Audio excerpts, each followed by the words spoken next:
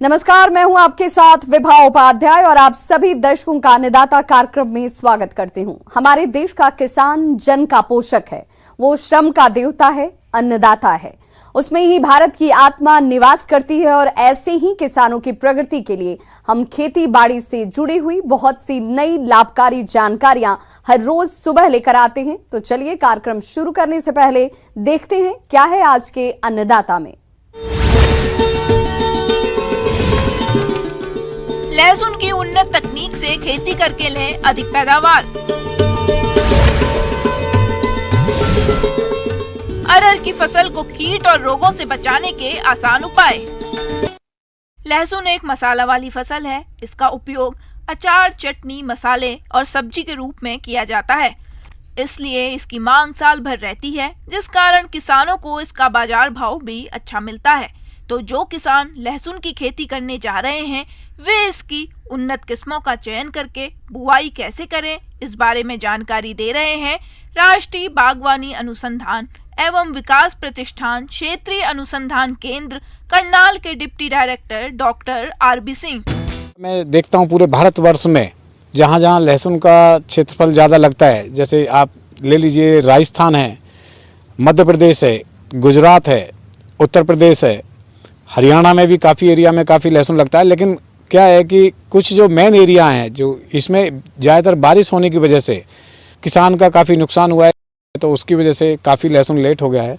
अब उसके लिए हम लोग एरिया वाइज देखेंगे कि हमारा जैसे कि राजस्थान में G282 और G50, ये दो प्रजाति ऐसी हैं कि जो हमारा राजस्थान और मध्य प्रदेश, गुजरात, जो कि सभी जगह काफ़ी अच्छा ये रेस्पॉन्स देती हैं।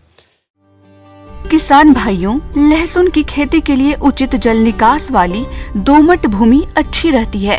भारी भूमि में इसके कंदों का विकास नहीं हो पाता है। मृदा का पीएच मान 6 से 7 उपयुक्त रहता है।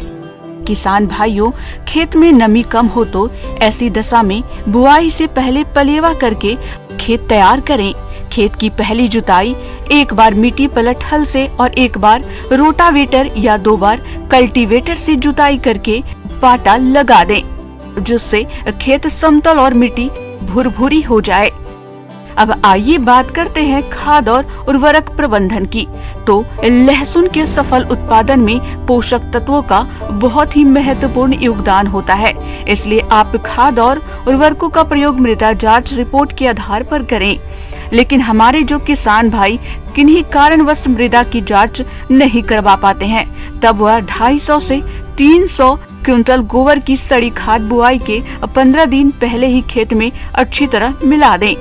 इसके अलावा यूरिया 175 किलोग्राम, DAP 109 किलोग्राम और म्यूरेट ऑफ पोटास 83 किलोग्राम प्रति हेक्टेयर की दर से देना चाहिए, जिसमें यूरिया की आधी मात्रा और अन्य उर्वरकों की पूरी मात्रा खेत की तैयारी के समय प्रयोग करें। शेष यूरिया की आधी मात्रा को 30 से 40 दिन की खड़ी फसल में प्रयोग करें। किसान भाइयों, 1 हेक्टेयर में लहसुन की खेती के लिए 400 से 500 किलोग्राम स्वस्थ कलियों की जरूरत पड़ती है और फसल को कीट रोगों से बचाने के लिए आप बुआई से पूर्व कार्बेंडाजिम फफूंदनाशक 2 ग्राम से प्रति किलोग्राम कलियों को उपचारित करें। इसके बाद ही कलियों की बुआई करें। देखिए, ज़्यादातर किसान भाइयों के पास में क्या होता है, स्प्रिंकल अगर ड्रिप है तो आप उठी हुई बेड पे भी लगा सकते हैं, जैसा ऊंची उठी हुई क्यारियाँ जैसे अभी मैंने आपको दिखाया। और जिन किसान भाइयों के पास फ्लड पानी देना है तो वो इतनी चौड़ी क्यारी ना बनाएं या इतनी लंबी क्यारी ना बनाएं। ये पौधे से पौधे की दूरी 10 सेंटीमीटर, लाइन से लाइन की 15 सेंटीमीटर रखना है। किसान भाइयों, बुआई के बाद खेत में कई तरह के खरपतवार उगाते हैं, तो इस तरह की समस्या से बचने के लिए पेंडी मैथिलीन 3.3 लीटर दवा 800 लीटर पानी में घोलकर बुआई के 2 दिनों के अंदर छिड़काव करने से फसल 25 से 30 दिनों तक खरपतवारों से मुक्त रहती है। इसके बाद आवश्यकता पड़ने पर निराई गुड़ाई के द्वारा फसल को खरपतवारों से मुक्त रखें, जिससे फसल की अच्छी बढ़वार होगी। किसान भाइयों को मेरा मैसेज यही है कि जहां हमारा 30, 35, 40% जो एरिया कम लग रहा है लहसुन का, आप उसकी थोड़ा भरपाई करें और ज़्यादा से ज़्यादा लहसुन लगाएं। किसान भाइयों, अब लेते हैं एक छोटा सा ब्रेक।